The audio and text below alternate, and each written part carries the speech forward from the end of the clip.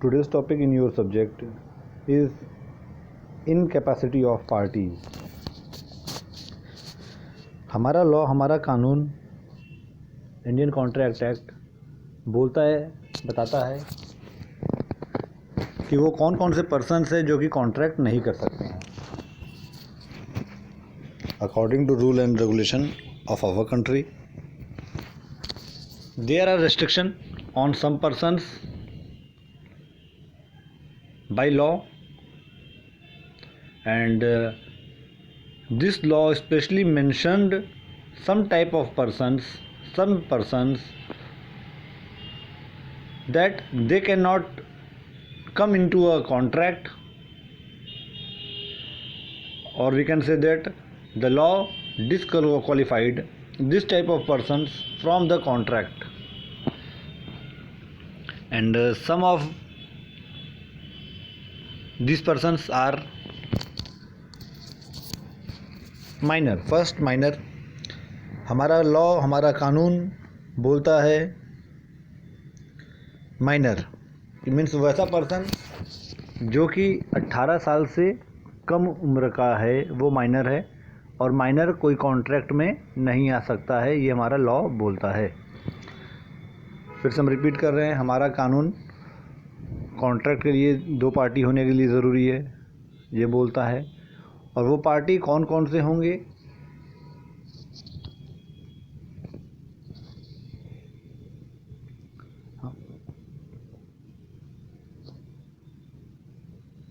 इसके बारे में बताया है हमारा लॉ.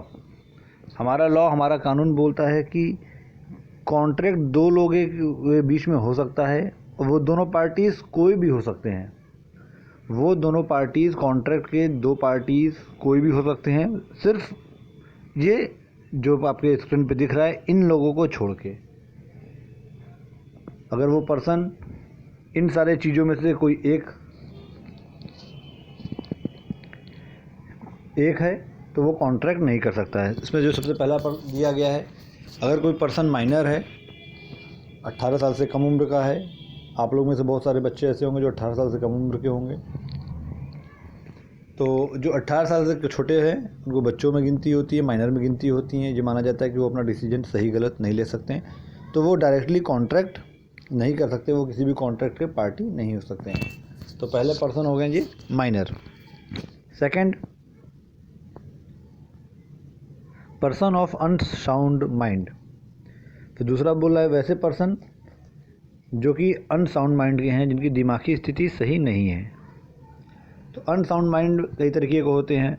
इसमें 5 डिफरेंट पार्ट्स में बांटा गया है कि इन 5 तरीके के व्यक्ति कॉन्ट्रैक्ट नहीं कर सकते हैं.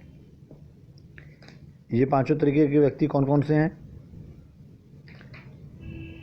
पहला, इडियट, जिसमें जो पहला पर्सन है वो है इडियट.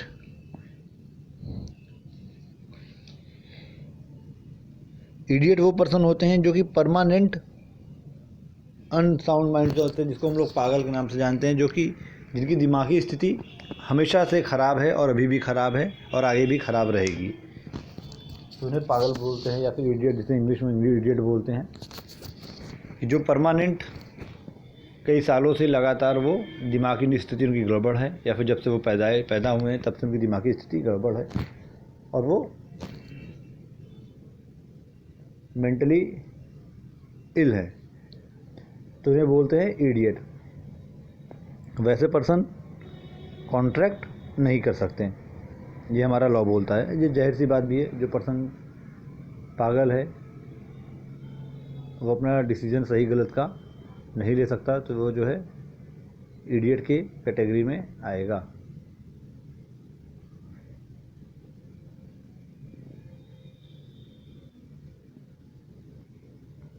दूसरा पर्सन इसमें क्या है? ल्यूनेटिक और इनसेन पर्सन. जो सेकंड पर्सन इसमें बताया गया है, ल्यूनेटिक और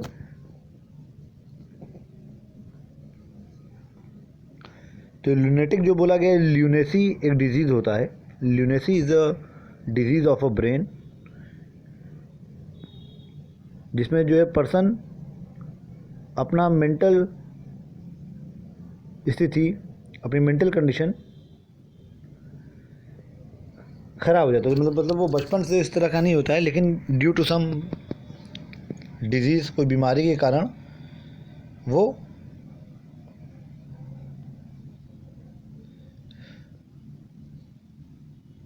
दिमागी स्थिति उसकी ख़राब हो जाती है और वो अपना सही गलत डिसीजन नहीं ले सकता है। तो उसको बोलते हैं ल्यूनेटिक और इनसेन पर्सन।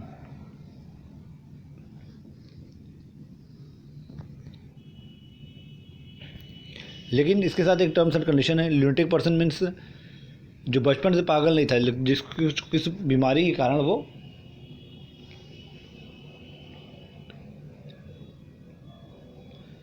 दिमागी स्थिति गड़बड़ होगी।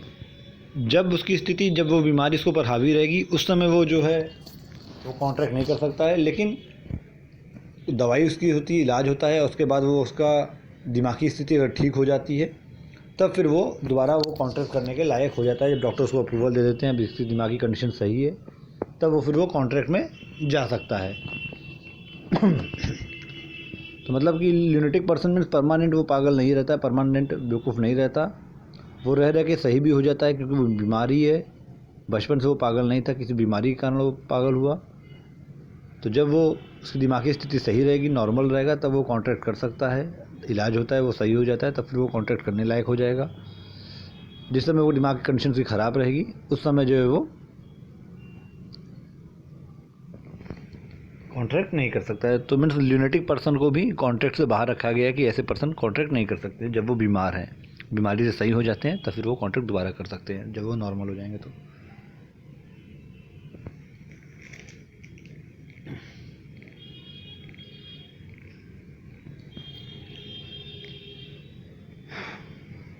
फिर थर्ड पर्सन है ड्रंकार्ड। ड्रंकार्ड मीन्स की शराबी। ऐसा पर्सन जो कि नशे में है, शराब के नशे में हो या किसी भी चीज़ के नशे में हो, ऐसा पर्सन जो कि किसी चीज़ के नशे में है,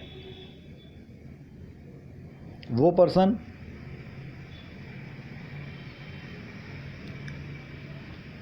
कॉन्ट्रैक्ट नहीं कर सकता, उसे कॉन्ट्रैक्ट से बाहर रखा गया है। जाहिर सी बात है, वो जो नशे में, तो वो अपना सही गलत की डिसीजन नहीं ले सकता, ये आप भी जान रही, हम भी जान रहे हैं। तो जो ऐसा पर्सन अगर नशे के हालत में कुछ प्रॉमिस करता है, नशे के हालत में अगर कोई कॉन्ट्रैक्ट करता है, तो वो वैलिड कॉन्ट्रैक्ट नहीं कहलाएगा, क्योंकि वैसे पर्सन को कॉन्ट्रैक्ट के बाहर रखा गया है। फोर्थ है mental decay. Mental decay means की जिसे याददाश्त भूलना होता है, जैसे कि ओल्ड एज होता है, कोई बुजुर्ग हो जाता है तो उसकी याददाश्त कमज़ोर हो जाती है। तो ऐसे पर्सन्स को भी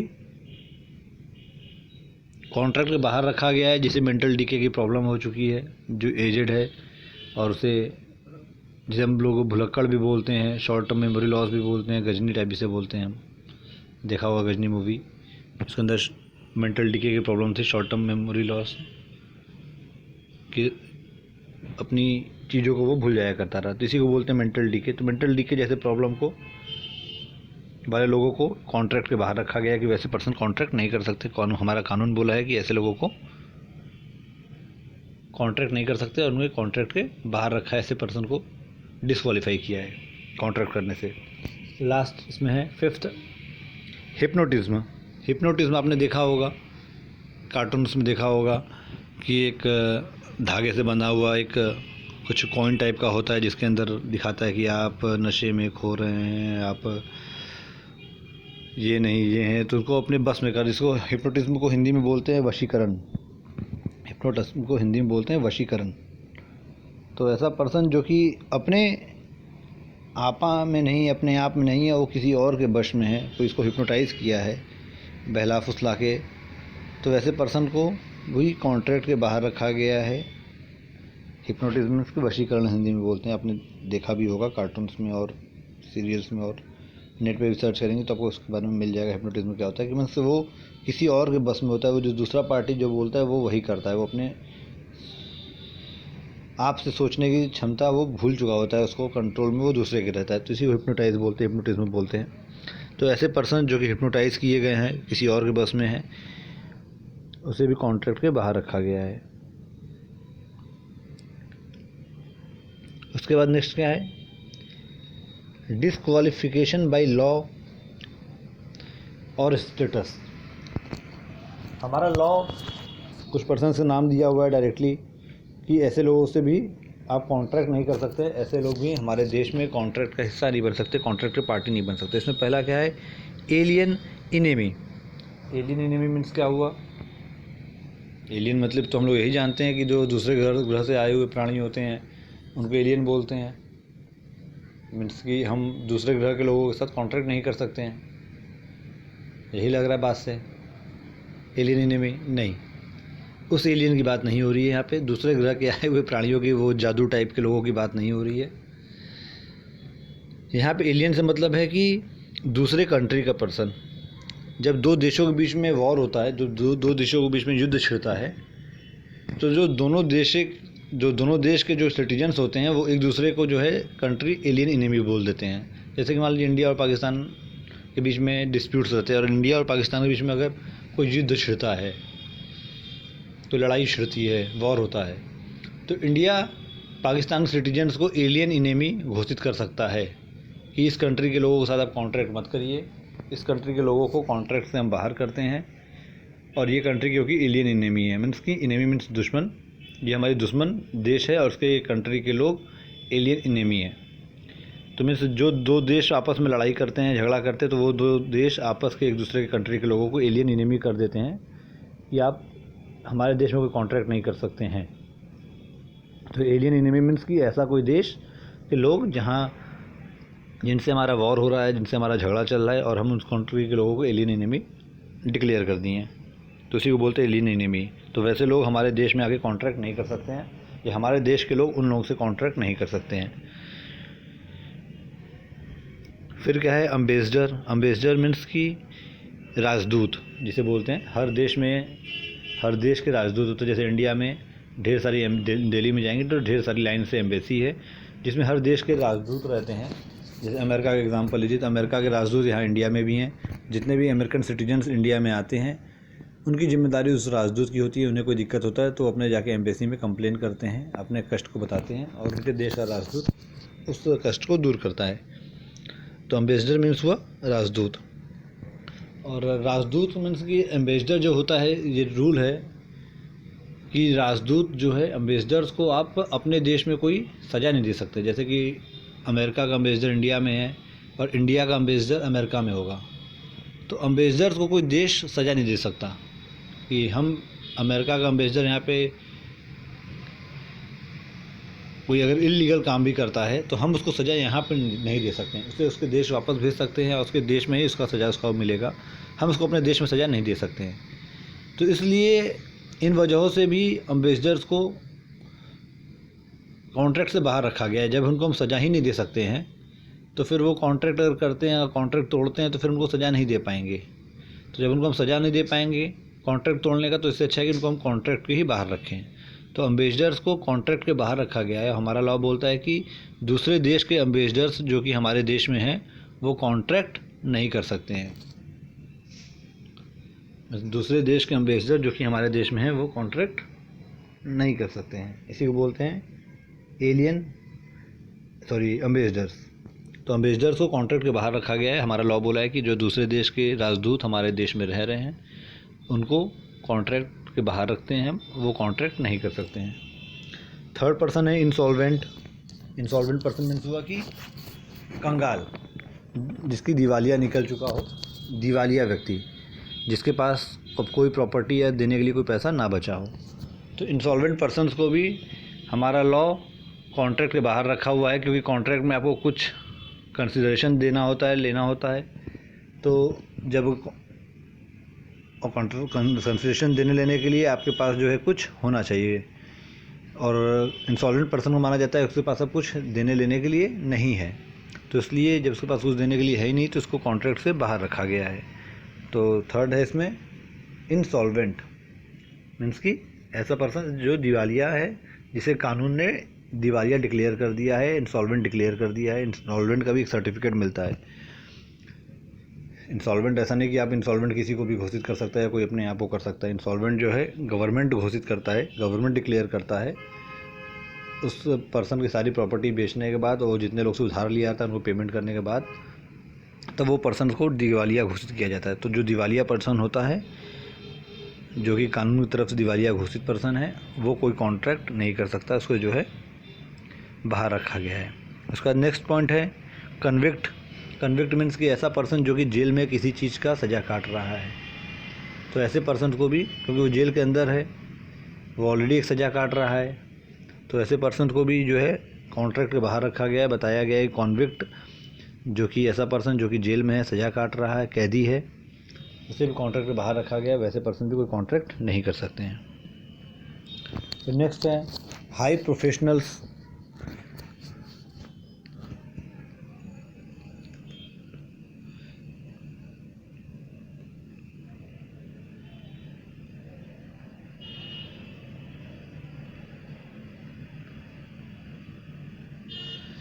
तो हाई प्रोफेशनल जैसे कि कुछ लॉयर्स और डॉक्टर्स को हाई प्रोफेशनल्स जो होते हैं उनको जो है कॉन्ट्रैक्ट के बाहर रखा गया है।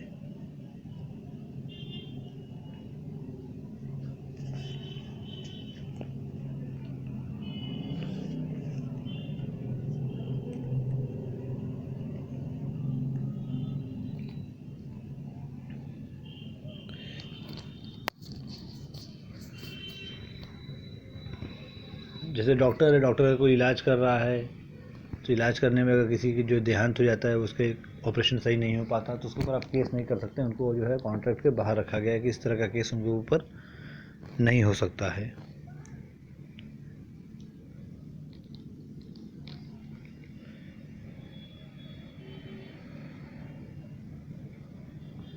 इसके बाद नेक्स्ट पॉइंट है कॉरपोरेशन। कॉरपोरेशन को आप हटा दीजिए, ये इररिलेवेंट पॉइंट है। और लास्ट है president of India. Means 7 point हो जाएंगे आपके और 6 पॉइंट, तो 6 पॉइंट आपके लिए काफ़ी है डिस्क्वालिफिकेशन बाय लॉ में। प्रेसिडेंट ऑफ इंडिया समझिए, प्रेसिडेंट राष्ट्रपति को, हमारा देश का कानून बोलता है कि राष्ट्रपति को हम सज़ा नहीं दे सकते हैं। राष्ट्रपति तो खुद दूसरों की सज़ा माफ़ कर देता है, कर सकता है, तो इसलिए राष्ट्रपति को जो है हम सज़ा नहीं दे सकते। राष्ट्रपति हमारे देश का कितना बड़ा भी क्राइम कर दे, हम उसको सज़ा नहीं दे सकते हैं, ये हमारे लॉ बोलता है। इसलिए ऐसे पर्सन को राष्ट्रपति बनाया भी जाता है कि जो कि साफ़ सुथरा हो। तो राष्ट्रपति को हम सज़ा नहीं दे सकते हैं, तो इसलिए जब राष्ट्रपति को हम सज़ा नहीं दे सकते हैं, तो इसलिए उनको कॉन्ट्रैक्ट के बाहर भी रखा गया है कि राष्ट्रपति किसी कॉन्ट्रैक्ट में नहीं आ सकता है, नहीं वो कॉन्ट्रैक्ट में आएगा, नहीं कि वो तोड़ेगा, नहीं वो सज़ा पाने का ऐसा कुछ काम करेगा। तो इसलिए उसको हम लोग सेफ़ रखते हैं। बोला गया है कि राष्ट्रपति को भी हम उसको कॉन्ट्रैक्ट के बाहर रखते हैं क्योंकि हम उसको सज़ा नहीं दे सकते हैं। तो राष्ट्रपति भी कोई तरह का कॉन्ट्रैक्ट नहीं कर सकता जब तक कि वो राष्ट्रपति है। वो राष्ट्रपति बनने से पहले कॉन्ट्रैक्ट कर सकता है, फिर राष्ट्रपति का जब उसका ड्यूरेशन ख़त्म हो जाए तब वो कॉन्ट्रैक्ट कर सकता है, लेकिन राष्ट्रपति के रहते हुए वो कॉन्ट्रैक्ट नहीं कर सकता है। तो राष्ट्रपति को भी हमारा लॉ बोलता है राष्ट्रपति कोई तरह का कॉन्ट्रैक्ट नहीं कर सकता है, किसी कॉन्ट्रैक्ट का वो पार्टी नहीं बन सकता है। तो these are all the parties जिनको हमारा लॉ जो है कॉन्ट्रैक्ट के बाहर रखा है, कि बताया है कि इनको कॉन्ट्रैक्ट नहीं कर सकते, ये सारे पार्टी कॉन्ट्रैक्ट नहीं कर सकते।